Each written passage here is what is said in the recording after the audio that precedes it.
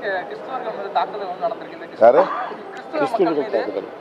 தேவாலயங்கள் மீதான தாக்குதல் வந்து இந்த கிறிஸ்துமஸ். அதனால தான் தமிழ்நாட்டில் பிஜேபி வளரக்கூடாதுன்னு சொல்கிறோம். எவ்வளவு மோசமான சக்திகள், இந்த மதவாத சக்திகள், இந்த பாசிச சக்திகள் என்பதற்கு இது சான்று.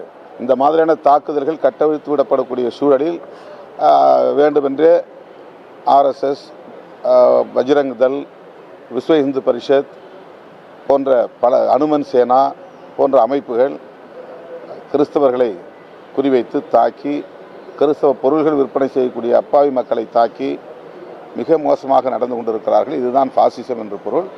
இப்படி நடக்கும் என்பது பிரதமருக்கு தெரியும். ஆகவே தான் அதை திசை திருப்புவதற்காக அவர் கிறிஸ்துமஸ் விழாவில் போய் பங்கேற்கிறார். ஒருபுறம் கிறிஸ்துமஸ் விழாவில் பங்கேற்று கொண்டே அவருடைய சனாதன சக்திகள் இன்னொரு புறம் கிறிஸ்து பெருங்குடி மக்களை தாக்குகிற ஒரு அவலம் நடக்கிறது.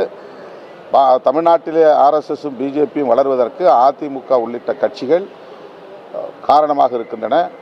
துணை போகக்கூடிய சில அமைப்புகளும் இருக்கின்றன. அவற்றை நான் அண்மையிலே வெளிப்படையாக பேசினேன்.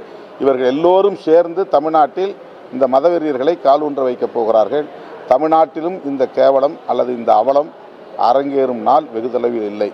எனவே தான் அந்த பாசிச சக்திகளை தமிழ்நாட்டுக்குள்ளே வளரவிடக்கூடாது, வலுப்பெறவிடக்கூடாது என்பதை தொடக்கத்திலிருந்து விடுதலை சிறுத்தைகள் கட்சி வலியுறுத்தி வருகிறோம். இந்த போக்கை மிக வன்மையாக கண்டிக்கிறோம்.